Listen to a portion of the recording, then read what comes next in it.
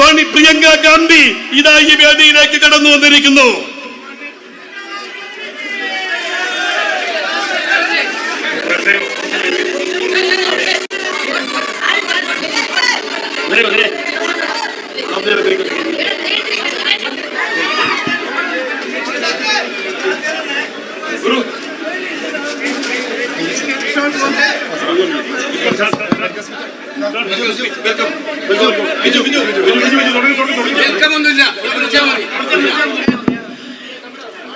നമ്മളുടെ പ്രിയങ്കരിയായ നേതാവ്, ഇന്ത്യൻ ജനാധിപത്യത്തിന്റെ കാവലാലും ആൾരൂപവുമായ ശ്രീമതി പ്രിയങ്ക ഗാന്ധി ഈ മലയോര മേഖലയിലെ ജനാധിപത്യ വിശ്വാസികളെ അഭിസംബോധന ചെയ്തുകൊണ്ട് സംസാരിക്കുന്നു. നിങ്ങളോട് സംസാരിക്കുന്നതിന് വേണ്ടി നമ്മുടെ പ്രിയങ്കരിയായ നേതാവ് ശ്രീമതി പ്രിയങ്ക ഗാന്ധിയെ ക്ഷണിക്കുന്നു.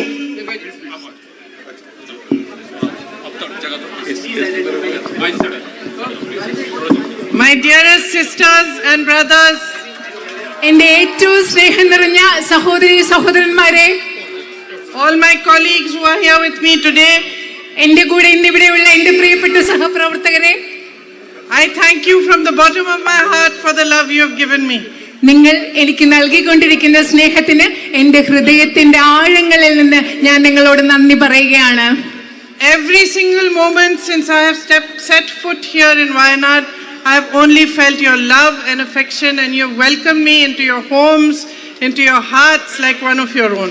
വയനാട്ടിൽ എപ്പോഴാണോ ഞാൻ കാലെടുത്ത് വെച്ചത് അന്ന് മുതൽ നിങ്ങളുടെ സ്നേഹമാണ് ഞാൻ അനുഭവിച്ചുകൊണ്ടിരിക്കുന്നത്. നിങ്ങളുടെ വീടുകളിലേക്ക്, നിങ്ങളുടെ ഹൃദയങ്ങളിലേക്ക് നിങ്ങൾ എന്നെ കൊണ്ടുവന്നിരിക്കുകയാണ്, സ്വാഗതം ചെയ്തുകൊണ്ടിരിക്കുകയാണ്.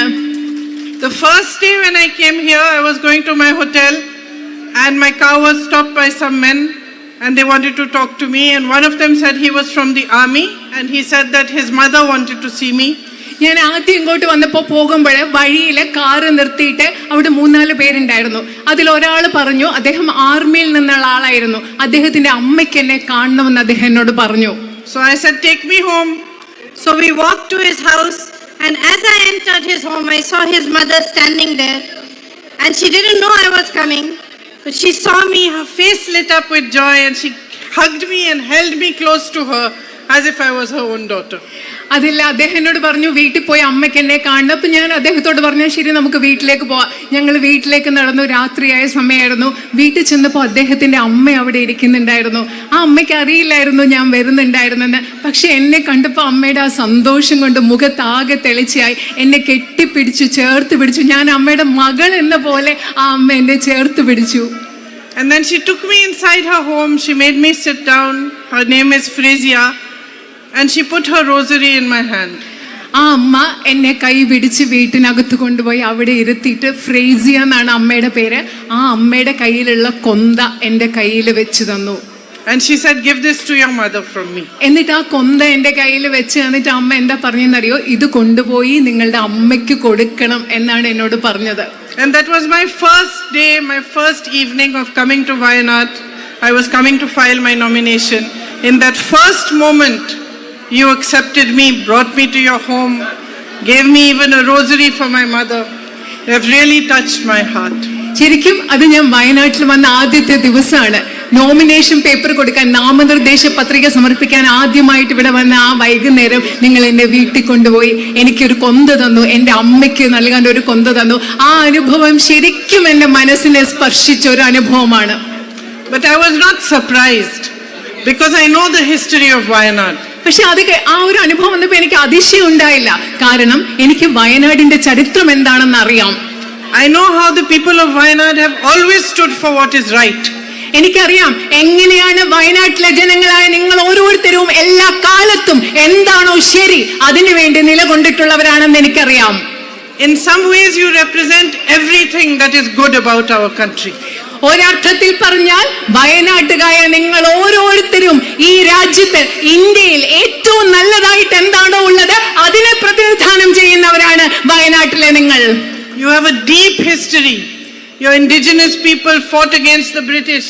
നിങ്ങൾക്കൊരു ആഴമുള്ള ചരിത്രമുണ്ട്. ഇവിടുത്തെ തദ്ദേശീയരായ ജനങ്ങൾ ബ്രിട്ടീഷുകാർക്കെതിരെ പോരാടിയവരാണ്. And you have always lived in harmony. അത് മാത്രമല്ല, നിങ്ങൾ എല്ലാ കാലത്തും സാഹോദര്യത്തിലും ഐക്യത്തിലുമാണ് ജീവിച്ചിട്ടുള്ളത്. No matter which religion you have belonged to, you have lived as brothers and sisters. നിങ്ങൾ ഏത് മതത്തിൽപ്പെട്ട ആളുകളായിക്കൊള്ളട്ടെ, വയനാട്ടിലുള്ള ജനങ്ങൾ നിങ്ങൾ സഹോദരന്മാരെ പോലെയാണ് എല്ലാ കാലത്തും ജീവിച്ചിട്ടുള്ളത്. And these are the teachings of all our religious leaders, whether it was Sri Narayan Guruji, whether it was our great earlier leaders before that, or our gurus. They have all taught that we should live in harmony, there should be equality, and everybody should move forward and progress together. ഇതാണ് നമ്മുടെ രാജ്യത്തെ ഏറ്റവും വലിയ മതത്തിന്റെ ഒക്കെ ഏറ്റവും വലിയ നേതാക്കളുടെ സന്ദേശം. ഇതാണ് ശ്രീനാരായണ ഗുരുവിനെ പോലെയുള്ള നേതാക്കളോ അതുപോലെയുള്ള മഹാന്മാർ നമുക്ക് പഠിപ്പിച്ചുള്ളത്. ഇതാണ് എല്ലാ മനുഷ്യരും സാഹോദര്യത്തോടും ഐക്യത്തോടു കൂടി ഏത് മതത്തിൽപ്പെട്ടവരായാലും ജീവിക്കണം എന്ന സന്ദേശമാണ് നമ്മൾ പഠിച്ചിട്ടുള്ളത്. These are the same values on which our freedom movement was led by Mahatma Gandhi ji. ഇതേ മൂല്യങ്ങൾ, സ്വാതന്ത്ര്യത്തിന്റെയും ഐക്യത്തിന്റെയും തുല്യതയുടെയും ഒക്കെ മൂല്യങ്ങളുടെ അടിസ്ഥാനത്തിലാണ് ശ്രീ മഹാത്മാഗാന്ധി നമ്മുടെ സ്വാതന്ത്ര്യ സമരം നയിച്ചതും മുൻപോട്ട് കൊണ്ടുപോയതും. He was inspired to fight for the truth by the Bhagavad Gita. അദ്ദേഹത്തെ സത്യത്തിന് വേണ്ടി പോരാടാൻ അദ്ദേഹത്തിന് പ്രചോദനം നൽകിയത് ഭഗവത്ഗീതയാണ്. And by the Holy Quran. അതുപോലെ തന്നെ ഹോളി ഖുറാനിലെ മൂല്യങ്ങളും അദ്ദേഹത്തിന് പ്രചോദനം നൽകി. And he was deeply inspired by Lord Jesus' Sermon on the Mount. അതുപോലെ തന്നെ ജീസസ് ക്രൈസ്റ്റിന്റെ, യേശുദേവന്റെ പ്രഭാഷണത്തിൽ അദ്ദേഹം വളരെയധികം പ്രചോദനം ഉൾക്കൊണ്ടു. In fact, if somebody embodied what is written in the Bible in Corinthians 13, that whatever you do, unless you have love in your heart, it is of no value, it was Mahatma Gandhi. ബൈബിളിൽ Corinthians 13 പറയുന്നത്, അതായത് നിങ്ങൾ എന്ത് ചെയ്യുമ്പോഴും നിങ്ങളുടെ ഹൃദയത്തിൽ സ്നേഹമില്ലെങ്കിൽ അതിനൊരു മൂല്യമില്ല എന്ന് പറയുന്ന ആശയം ഏറ്റവും അധികം അർത്ഥവത്തായി ഉൾക്കൊണ്ടിട്ടുള്ളത് മഹാത്മാഗാന്ധി അല്ലാതെ മറ്റാരുമല്ല. And so when India became a free nation, it was those same values on which the Constitution of India was based. India ഒരു സ്വതന്ത്ര രാജ്യമായപ്പോൾ ഞാൻ നേരത്തെ പറഞ്ഞ ഇതേ മൂല്യങ്ങളുടെ അടിസ്ഥാനത്തിലാണ് നമ്മുടെ ഭരണഘടന രൂപവൽക്കരിക്കപ്പെട്ടത്. The values of love, equality, truth, justice, secularism, this was the basis of our nation. സത്യം, സ്നേഹം, തുല്യത, സമത്വം, മതേതരത്വം തുടങ്ങിയ മൂല്യങ്ങളുടെ അടിസ്ഥാനത്തിലാണ് ഈ രാജ്യത്തെ പടുത്തുയർത്തിയിട്ടുള്ളത്. And decades later today, our fight is for those values. ഇന്ന് നമ്മുടെ രാജ്യത്തിന് സ്വാതന്ത്ര്യം കിട്ടി ദശാബ്ദങ്ങൾ കഴിഞ്ഞ ശേഷം ഇന്ന് നമ്മൾ നടത്തുന്ന പോരാട്ടം ഇതേ മൂല്യങ്ങൾക്ക് വേണ്ടിയുള്ള പോരാട്ടമാണ്. You, the people of Wayanad, have shown the country the way. നിങ്ങള് വയനാട്ടിലെ ജനങ്ങൾക്ക് ഈ രാജ്യത്തെ മുഴുവൻ നിങ്ങൾ കാണിച്ചു കൊടുത്തിട്ടുണ്ട് എങ്ങനെയാണ് മുൻപോട്ട് പോകേണ്ടതെന്നുള്ള വഴി. A massive campaign was unleashed against my brother to tarnish his reputation. Lots of money, lots of resources were poured into that campaign. എന്റെ സഹോദരന്റെ പ്രതിച്ഛായ, എന്റെ സഹോദരന്റെ സത്പേര് ഇല്ലാതാക്കാൻ വേണ്ടി ഒരുപാട് പൈസ ഉപയോഗിച്ച് ഒരുപാട് വിഭവങ്ങൾ ഉപയോഗിച്ച് ഈ രാജ്യത്ത് വലിയൊരു പ്രചരണം തന്നെ നടക്കുകയുണ്ടായി. And there was a time when everybody was turning their back on him. ഒരു സമയമുണ്ടായിരുന്നു എന്റെ സഹോദരനോട് ഈ ലോകം മുഴുവൻ എതിർത്ത, ലോകം മുഴുവൻ പുറംതിരിഞ്ഞു നിന്നൊരു സമയമുണ്ടായിരുന്നു. And that is when all of you, each one of you who voted for him, who supported him, who loved him, who gave him courage and affection, stood for what is right. ഈ ലോകം മുഴുവൻ എന്റെ സഹോദരനോട് പുറംതിരിഞ്ഞു നിന്ന സമയത്താണ് വയനാട്ടുകാരായ നിങ്ങൾ ഓരോരുത്തരും അദ്ദേഹത്തിന് നിങ്ങളുടെ സ്നേഹം, നിങ്ങളുടെ വോട്ട്, നിങ്ങളുടെ ധൈര്യം, നിങ്ങളുടെ പിന്തുണ അദ്ദേഹത്തിന് നിങ്ങൾ നൽകിയത്. What everybody is seeing today, you saw then, 5 years ago. ഇന്ന് എന്റെ സഹോദരനിൽ ഇന്ന് എല്ലാവരും കാണുന്നത് എന്താണോ അത് നിങ്ങൾ 5 വർഷം മുമ്പ് നിങ്ങൾ കണ്ടു എന്ന് ഞാൻ പറയുകയാണ്.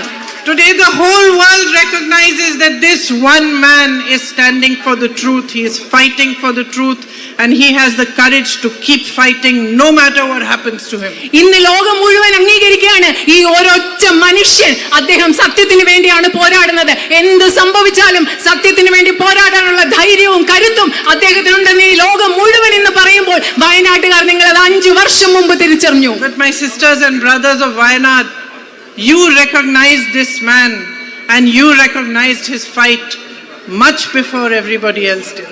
എന്റെ വയനാട്ടിലെ പ്രിയപ്പെട്ട സഹോദരി സഹോദരന്മാരെ, എൻ്റെ സഹോദരന്റെ ഈ മനുഷ്യന്റെ പോരാട്ടം, ഈ മനുഷ്യൻ എന്താണെന്നുള്ളത് ലോകം മുഴുവൻ തിരിച്ചറിയുന്നതിന് മുമ്പ് വയനാട്ടുകാരായി നിങ്ങൾ തിരിച്ചറിഞ്ഞു എന്ന് ഞാൻ പറയുകയാണ്.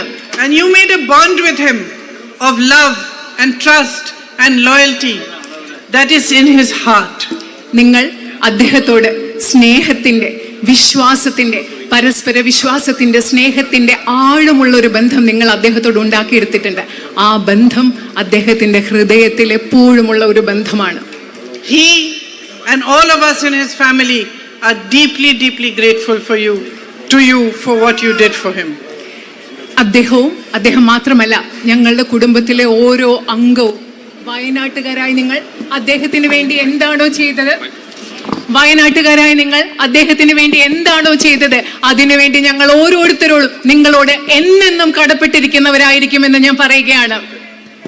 It is you who gave him the courage to walk 4,000 kilometers across India in the name of unity and peace. ഐക്യത്തിന് വേണ്ടി, സമാധാനത്തിന് വേണ്ടി ഈ രാജ്യം മുഴുവൻ 4000 കിലോമീറ്റർ നടക്കാനുള്ള ധൈര്യം എന്റെ സഹോദരന് കൊടുത്തത് വയനാട്ടുകാരായ നിങ്ങളാണ്.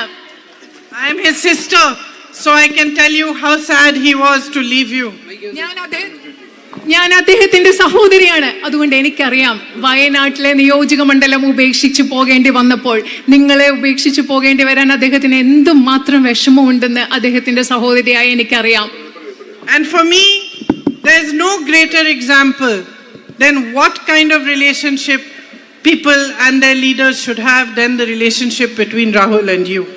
രാഹുലും നിങ്ങളും തമ്മിലുള്ള ബന്ധത്തിൽ ഉപരിയായി ഒരു നേതാവും ജനങ്ങളും തമ്മിലുള്ള ബന്ധം എങ്ങനെ ആയിരിക്കണം എന്നതിന് എനിക്ക് മറ്റൊരു ഉദാഹരണത്തിന്റെ ആവശ്യമില്ല. Because when politics becomes only about being powerful, only about staying in power by any means, whether it is dividing people, spreading hatred, spreading anger, creating situations like you have seen in Manipur and in other states, then the whole basis of politics becomes completely wrong.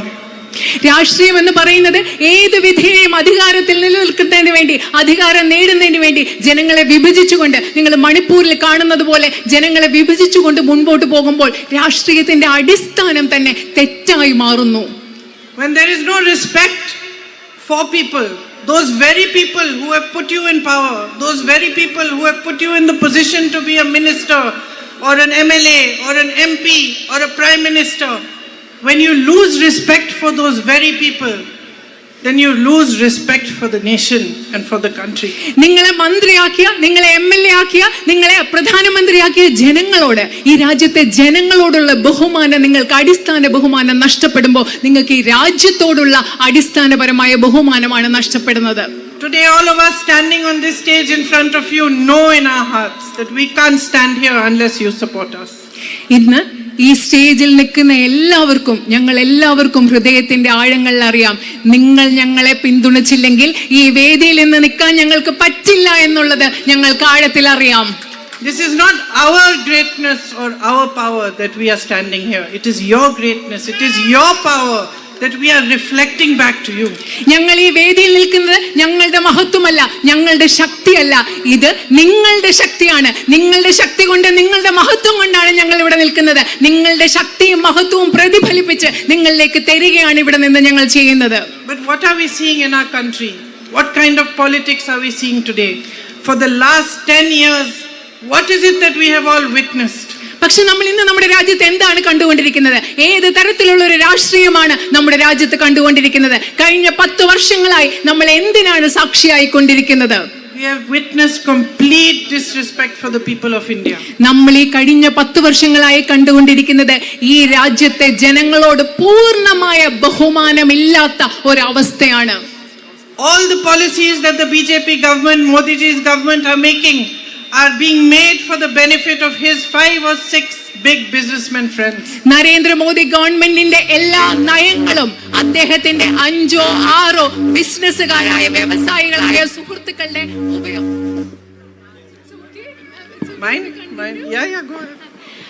നരേന്ദ്രമോദിയുടെ സുഹൃത്തുക്കളായ 5 or 6 ബിസിനസ്സുകാരുടെ ഗുണത്തിന് വേണ്ടി മാത്രമാണ് ഇവിടെ നയങ്ങൾ ഉണ്ടാക്കിക്കൊണ്ടിരിക്കുന്നത്. Policies are not made to benefit you. നിങ്ങളുടെ ഉപയോഗത്തിന് വേണ്ടിയല്ല, നിങ്ങൾക്ക് വേണ്ടി സോറി മാം, നിങ്ങൾക്ക് വേണ്ടി അല്ല ഈ രാജ്യത്തെ നയങ്ങൾ ഉണ്ടാക്കിക്കൊണ്ടിരിക്കുന്നത്. There is no compassion for farmers. Here you have a tradition of agriculture, and agriculture is the basis of your community. And yet you are continuously promised MSP for your crops and you don't get it. ഇവിടുത്തെ കർഷകരോട് യാതൊരു അനുതാപവും അനുകമ്പയും ഇല്ല. നിങ്ങൾക്ക് ഇവിടെ കൃത്യമായ നിങ്ങൾക്കൊരു കൃഷിയുടെ പാരമ്പര്യമുണ്ട്, കാർഷിക വൃത്തിയുടെ പാരമ്പര്യമുണ്ട്. നിങ്ങൾക്ക് വീണ്ടും വീണ്ടും ഒരു മിനിമം താങ്ങുവില വാഗ്ദാനം നൽകുകയാണ്, പക്ഷെ അത് നിങ്ങൾക്ക് ഇതുവരെ ലഭിച്ചിട്ടില്ല. Tribal peoples and farmers are under attack across the country. ഈ രാജ്യം മുഴുവനും നമ്മുടെ കർഷകരും ആദിവാസികളും ആക്രമിക്കപ്പെട്ടുകൊണ്ടിരിക്കുകയാണ്. Their lands are given to big business people. വലിയ വലിയ ബിസിനസ്സുകാർക്ക്, വ്യവസായികൾക്ക് ആദിവാസികളുടെ ഭൂമി എടുത്ത് നൽകിക്കൊണ്ടിരിക്കുകയാണ്. And there is no thinking on how to make jobs for you, how to increase employment, how to give you better access for health, for education and all those needs that the government should be providing for. നിങ്ങൾക്ക് എങ്ങനെയാണ് കൂടുതൽ തൊഴിലവസരങ്ങൾ സൃഷ്ടിക്കുക, കൂടുതൽ തൊഴിൽ നൽകുക, വിദ്യാഭ്യാസത്തിനും ആരോഗ്യ സംരക്ഷണത്തിനും കൂടുതൽ സാധ്യതകൾ ഉണ്ടാക്കുക, ഇതിനെപ്പറ്റി ഒന്നും ഗവൺമെന്റ് ചിന്തിക്കുന്നില്ല. You were promised MSP for rubber, you still don't get it. You were promised a medical college. The board has been put up in front of the hospital saying it's a medical college, but there are no facilities there. നിങ്ങൾക്ക് റബ്ബറിന് താങ്ങുവില നൽകാമെന്ന് പറഞ്ഞു, നൽകിയിട്ടില്ല. നിങ്ങൾക്ക് medical college വേണം. അവിടുത്തെ ആശുപത്രിയുടെ മുൻപിൽ മെഡിക്കൽ കോളേജ് എന്നൊരു ബോർഡ് വെച്ചിട്ടുള്ളതല്ലാതെ നിങ്ങൾക്ക് യാതൊരു സൗകര്യങ്ങളും ഇവിടെ ഇതുവരെ നൽകിയിട്ടില്ല. And when there is no respect for people and there is no respect for the strength that people give you, then politicians wake up in the morning and decide to make whatever rules they want and you have to abide by them. ഇപ്പോ നിങ്ങളോട് ബഹുമാനമില്ലാത്തപ്പോൾ, നിങ്ങൾ നേരിടുന്ന പ്രശ്നങ്ങൾ എന്താണെന്ന് മനസ്സിലാക്കാൻ താല്പര്യമില്ലാത്തപ്പോൾ രാഷ്ട്രീയക്കാര് രാവിലെ എഴുന്നേറ്റ് അവർക്ക് ഇഷ്ടമുള്ള തീരുമാനങ്ങൾ കൊണ്ടുവരികയാണ്. അത് നിങ്ങൾക്ക് അനുസരിക്കണം. അതാണ് ഇന്നത്തെ സാഹചര്യം. So all of a sudden you have demonetization. പെട്ടെന്ന് ഒരു ദിവസം നിങ്ങൾക്ക് ഈ രാജ്യത്ത് not നിരോധനമുണ്ട്, which affects deeply all these small businesses. അത് ഏറ്റവും കൂടുതൽ ആഴത്തിൽ ബാധിച്ചിട്ടുള്ളത് ഇവിടെയുള്ള ചെറിയ ചെറിയ കച്ചവടക്കാരെയും വ്യാപാര സ്ഥാപനങ്ങളെയുമാണ്. All of a sudden you have multiple GST, different taxes on different things that confuse you, that create more and more problems in your business. അത് മാത്രമല്ല, പെട്ടെന്ന് നിങ്ങൾക്ക് GST, ചരക്ക് സേവന നികുതി പോലെയുള്ള പല പല നികുതികൾ ഉണ്ടാവുന്നു. നിങ്ങളെ എല്ലാവരുടെയും ആശയക്കുഴപ്പത്തിലാക്കുന്ന പല പല നികുതികൾ ഉണ്ടാവുന്നു. All of a sudden a zone is declared ESA and villages are put into that zone without any proper reasoning or planning, and you have to abide by new rules. അത് മാത്രമല്ല, പെട്ടെന്ന് ഒരു ദിവസം പരിസ്ഥിതി ആഘാത പഠനം നടത്തി പരിസ്ഥിതി ലോല മേഖല പ്രഖ്യാപിച്ച് കുറെ ഗ്രാമങ്ങളെ അതിലേക്ക് പ്രഖ്യാപിക്കുകയാണ്. നിങ്ങൾക്ക് ഇതിന്റെ പിന്നിൽ ഒരു ആസൂത്രണവുമില്ല, നിങ്ങളെ ആകെ ആശയക്കുഴപ്പത്തിലാക്കുകയാണ്. There is so much that can be done here. Tourism can be developed so much more. വയനാട്ടിൽ ഒരുപാട് കാര്യങ്ങൾ ഇവിടെ ചെയ്യാനുണ്ട്. നിങ്ങളുടെ വിനോദസഞ്ചാരം ഇനി ഒരുപാട് നമുക്ക് വികസിപ്പിച്ചെടുക്കേണ്ടതുണ്ട്. Health facilities, education facilities can be improved, access can be improved. അതുപോലെ തന്നെ ആരോഗ്യ സംവിധാനങ്ങൾ, വിദ്യാഭ്യാസത്തിനുള്ള സംവിധാനങ്ങൾ മെച്ചപ്പെടുത്തേണ്ടതുണ്ട്. അതിലൊക്കെ പ്രവേശിക്കാനുള്ള സാധ്യതകൾ ഉണ്ടാക്കേണ്ടതുണ്ട്. I know you have a huge issue of human-animal conflict. Everybody should sit down, find solutions which work for all sides. എനിക്കറിയാം, നിങ്ങൾക്കിവിടെ മനുഷ്യ വന്യജീവി സംഘർഷം എന്ന് പറയുന്ന ഒരു വലിയ പ്രശ്നം പരിഹരിക്കാനുണ്ട്. ഒരുമിച്ച് ചേർന്ന് നിന്നുകൊണ്ട് അതിന് കൃത്യമായ ഒരു പരിഹാരം കണ്ടെത്തേണ്ടതുണ്ട്. I know my brother has worked hard to pressurize both the state government and the central government to provide facilities and to do many of these things. എനിക്കറിയാം, ഈ പല കാര്യങ്ങളും ചെയ്യുന്നതിന് വേണ്ടി എൻ്റെ സഹോദരൻ തന്നാലാവുന്ന വിധത്തിൽ സംസ്ഥാന ഗവൺമെന്റിനെയും കേന്ദ്ര ഗവൺമെന്റിനെയും സമ്മർദ്ദത്തിലാക്കാൻ കഴിയുന്നത്ര ശ്രമിച്ചിട്ടുണ്ടെന്ന് എനിക്കറിയാം. But the starkest example of a flawed politics is that when Wayanad went through such a terrible tragedy, when Rahul and I came here, I met with people who had lost their whole families, young children whose whole families had been wiped out, families whose whole livelihood, their homes, everything had been washed away by the landslide. It was a tragedy that even shook us up so much, and we travel around the country, we see so much pain, so much suffering. But it shook us because we have never seen such a great tragedy happen in such a small area where so many families have been affected all at once. വയനാട്ടിൽ നടന്ന നമ്മൾ എങ്ങും കണ്ടിട്ടില്ലാത്ത ഒരു ദുരന്തം, ഒരു വലിയ ഇവിടെ മണ്ണിടിച്ചിലുണ്ടായ വലിയ ദുരന്തം നടന്ന രാഹുലും ഞാനും ഇവിടെ വന്നപ്പോൾ മനുഷ്യരുടെ ജീവിതം എല്ലാം നഷ്ടപ്പെട്ട മനുഷ്യര്, കുഞ്ഞുങ്ങള് എല്ലാം നഷ്ടപ്പെട്ട കുഞ്ഞുങ്ങൾ, കുടുംബത്തെ മുഴുവൻ നഷ്ടപ്പെട്ട മനുഷ്യര്, ഇത് ഞങ്ങളെ ആകെ ഉലച്ചു. ഞങ്ങൾ ഈ രാജ്യം മുഴുവൻ സഞ്ചരിക്കുന്നവരാണ്. ഈ ദുഃഖം കാണുമ്പോൾ ഇത്രയും ചെറിയ സ്ഥലത്തുണ്ട് ഇത്രയും വലിയൊരു ദുരന്തത്തിന്റെ വ്യാപ്തി രാഹുലിനെയും എന്നെ ഇവിടെ വന്നപ്പോൾ വല്ലാതെ ഉലച്ചു കളഞ്ഞു. And the Prime Minister also came here during that tragedy. He also met those victims. But he did not send the funds that were required to help them. ശരിക്കും പറഞ്ഞാൽ ഈ രാജ്യത്ത് ജനങ്ങളെ ബഹുമാനിക്കാത്ത ഒരു രാഷ്ട്രീയത്തിന്റെ ഉദാഹരണമാണ്. പ്രധാനമന്ത്രി ഇവിടെ വന്നു, അവിടെ ദുരന്തബാധിതരായ ആളുകളെ കണ്ടു, അതിജീവരെ കണ്ടു. പക്ഷെ അവർക്ക് വേണ്ട കൃത്യമായ സഹായം, സാമ്പത്തിക സഹായം നൽകാൻ അദ്ദേഹം തയ്യാറായില്ല ഇതുവരെ. And so I go back to sister standing here. I go back to the Corinthians 13. It says that if you do acts of goodness but you don't have love in your heart, then you are just a clanging cymbal. ഞാൻ അവിടെ നിൽക്കുന്ന എൻ്റെ സഹോദരിമാരുടെ അടുത്തേക്ക് പോയി, അവിടെ sisters ഉണ്ട്, സിസ്റ്റേഴ്സിനോട് പോയിട്ട് വീണ്ടും ഞാൻ നേരത്തെ പറഞ്ഞ കൊറിന്ത്യൻസ് 13 പറയുന്ന ആ വാചകം പറയാണ്, നിങ്ങൾ നല്ല കാര്യങ്ങൾ ചെയ്യുന്നു, പക്ഷേ നിങ്ങളുടെ ഹൃദയത്തിൽ നല്ല കാര്യങ്ങൾ ചെയ്യുന്നതിൽ സ്നേഹമില്ലെങ്കിൽ ആ പ്രവൃത്തിക്ക് യാതൊരു അർത്ഥവുമില്ല, അത് വെറും ഒരു പ്രതീകം മാത്രമായി മാറുകയാണ്. And what bigger symbol of this can it be that the Prime Minister comes here, he meets the victims of the tragedy, he promises them he is going to help, and then for months he does not send the funds to help them. അതുപോലെ ഹൃദയത്തിൽ സ്നേഹമില്ലാതെ ഒരു കാര്യം ചെയ്യുന്നതിൽ നിങ്ങൾക്ക് ഏത് വേറെ ഉദാഹരണം വേണം? പ്രധാനമന്ത്രി ഇവിടെ വന്നു, ഈ ദുരന്തബാധിതരായ ആളുകളെ സന്ദർശിച്ചു, അവർക്ക് എല്ലാ സഹായവും വാഗ്ദാനം ചെയ്തു, പക്ഷെ ദിവസങ്ങൾ മാസങ്ങളായിട്ടും ഇതുവരെ അവർക്ക് വേണ്ട സഹായം കൊടുത്തിട്ടില്ല എന്നതിൽ പരം മറ്റൊരു ഏത് ഉദാഹരണമാണ് നിങ്ങൾക്ക് വേണ്ടത്? So this strain of politics that is prevalent in the country today, in which only power matters and people do not matter, needs to be changed. അതുകൊണ്ട് ഈ രാജ്യത്ത് ഇന്ന് നിലനിൽക്കുന്ന രാഷ്ട്രീയം, അതില് ജനങ്ങൾക്ക് പ്രാധാന്യമില്ലാത്ത, അധികാരത്തിന് മാത്രം പ്രാധാന്യമുള്ള ഈ രാഷ്ട്രീയം, ഇന്ന് നിലനിൽക്കുന്ന രാഷ്ട്രീയം മാറിയേ പറ്റൂ ഈ രാജ്യത്ത്. You need to remind the country, you need to remind the leaders of the BJP that it is the people who have power in a democracy. നിങ്ങൾ ഈ രാജ്യത്തെ നിങ്ങൾ മനസ്സിലാക്കി കൊടുക്കണം, ഈ രാജ്യത്തെ ഓർമ്മിപ്പിക്കണം, BJPയെ നിങ്ങൾക്ക് ഓർമ്മിപ്പിക്കണം. ഒരു ജനാധിപത്യത്തിൽ അധികാരം എന്ന് പറയുന്നത് ജനങ്ങളുടെ കയ്യിലാണെന്ന് BJPയും ഈ രാജ്യത്തെ നിങ്ങൾ ഓർമ്മിപ്പിക്കണം. And your greatest power is your vote. നിങ്ങളുടെ ഏറ്റവും വലിയ ശക്തി എന്ന് പറയുന്നത് നിങ്ങളുടെ വോട്ടാണ്. This is the power the Constitution has given you to change your futures. നിങ്ങളുടെ ഭാവി മാറ്റാൻ വേണ്ടി ഇന്ത്യൻ ഭരണഘടന നിങ്ങൾക്ക് നൽകിയിട്ടുള്ള ശക്തിയാണ് നിങ്ങളുടെ വോട്ട് എന്ന് പറയുന്നത്. I want to help you to chart a new future for yourselves. നിങ്ങൾക്ക് വേണ്ടി ഒരു ഭാവി ഉണ്ടാക്കിയെടുക്കാൻ, ഒരു ഭാവി രൂപവൽക്കരിക്കാൻ, അതിന് വഴിയൊരുക്കാൻ ഞാൻ നിങ്ങളെ സഹായിക്കാൻ, നിങ്ങളോടൊപ്പം നിൽക്കാൻ എനിക്ക് ആഗ്രഹമുണ്ട്. I want to reach out to as many of you as I can. Come to your homes, understand your issues, understand the depth of your problems. I want to know which are the biggest issues and how we can tackle them and how we can move forward to pressurize the governments to act on your behalf. എനിക്ക് എന്നാൽ ആവുന്ന വിധത്തിൽ കഴിയുന്നിടത്തോളം നിങ്ങളെ നേരിട്ട് കാണണം. എനിക്ക് നിങ്ങളുടെ വീട്ടിൽ വരണം, നിങ്ങളോട് സംസാരിക്കണം, നിങ്ങളുടെ പ്രശ്നങ്ങൾ എന്താണെന്ന് അറിയണം, നിങ്ങളുടെ കൃത്യമായ പ്രശ്നങ്ങൾ എന്താണെന്ന് മനസ്സിലാക്കി അത് പരിഹരിക്കാൻ ഗവൺമെന്റുകൾക്ക് സമ്മർദ്ദം ചെലുത്താൻ എനിക്ക് ആവുന്നത് ചെയ്യാൻ കഴിയണമെന്ന് എനിക്ക് ആഗ്രഹമുണ്ട്. We don't have a government in the center and we don't have a government in the state. കേന്ദ്രത്തിലും സംസ്ഥാനത്തിലും നമുക്കിപ്പോ government അധികാരത്തിലില്ല. But we have the strength of your voice. And I can raise your voice at every platform. I can raise your voice in parliament. I can ask for what you want, demand for your needs on every platform possible. നമുക്ക് രണ്ട് ഗവൺമെന്റുകൾ അധികാരത്തിലുണ്ടെങ്കിൽ ഇല്ലെങ്കിലും നമുക്ക് നിങ്ങളുടെ ശബ്ദത്തിന്റെ കരുത്തുണ്ട്. ആ ശബ്ദത്തിന്റെ കരുത്തിൽ നിങ്ങളുടെ പ്രശ്നങ്ങൾ ഇന്ത്യൻ പാർലമെന്റിലും സാധ്യമായ ഏത് വേദിയിലും ഉയർത്താനും നിങ്ങളുടെ പ്രശ്നങ്ങൾ പരിഹരിക്കുന്നതിന് വേണ്ടി പോരാടാനും എനിക്ക് സാധിക്കും. For me, your love is sacred. എന്നെ സംബന്ധിച്ചിടത്തോളം നിങ്ങളുടെ വയനാട്ടുകാരുടെ സ്നേഹം എന്ന് പറയുന്നത് പരിപാവനമായി, പുണ്യമായി ഞാൻ കരുതുന്നു. Each one of you is a responsibility for me. Each one of you is a duty. Each one of you symbolizes a trust and faith that you are placing in me, and I will not let you down. എന്നെ സംബന്ധിച്ചിടത്തോളം നിങ്ങൾ ഓരോരുത്തരും എന്ന് പറയുന്നത് എൻ്റെ ഉത്തരവാദിത്തമാണ്.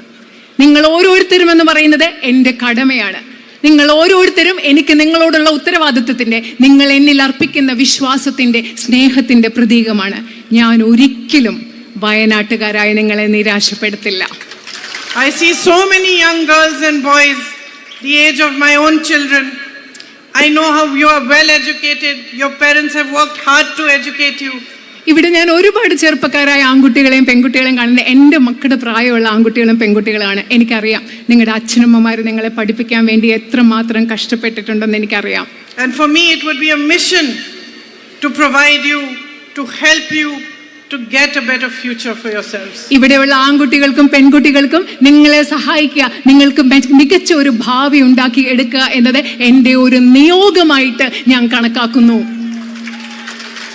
Like that little girl there, I would like to see her grown up and independent and earning for herself.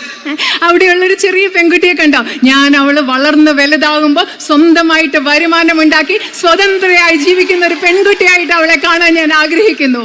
And I look forward to a journey with you of understanding, of respect, and of fighting for whatever you want and whatever you feel are your strongest needs over here. നമ്മൾ രണ്ടുപേരും കൂടെ ഒരുമിച്ചുള്ള മനസ്സിലാക്കലിന്റെ, ബഹുമാനത്തിന്റെ, സ്നേഹത്തിന്റെ ഒരു യാത്ര. നിങ്ങളുടെ പ്രശ്നങ്ങൾ മനസ്സിലാക്കി അതിന് കഴിയുന്ന വിധത്തിൽ പരിഹാരം കണ്ടെത്താൻ വയനാട്ടുകാരോടൊപ്പമുള്ള സ്നേഹത്തിന്റെയും യാത്രയുടെ, സ്നേഹത്തിന്റെ മനസ്സിലാക്കലിന്റെ ഒരു യാത്രയിലേക്ക് ഞാൻ ഉറ്റുനോക്കുകയാണ്. Thank you for your love and affection, and thank you for waiting for me here today and for listening to me. നിങ്ങളുടെ സ്നേഹത്തിനും ഇഷ്ടത്തിനും വളരെയധികം നന്ദി. എന്നെ കാത്തുനിന്നതിനും എന്നെ ശ്രവിച്ചതിനും കേട്ടതിനും വളരെയധികം നന്ദി. നന്ദി. I am very grateful to you. ഞാൻ നിങ്ങളോട് വളരെയധികം കടപ്പെട്ടിരിക്കുന്നു. നന്ദി. They're saying that I am speaking too long. Should I speak less? No. Hard touch. ഞാൻ ഒരുപാട് സംസാരിക്കുന്നു എന്നാണ് പറയുന്നത്. നീണ്ട് നിങ്ങളോട് ചോദിക്കുകയാണ് അത് കൂടിപ്പോയോ എന്ന്.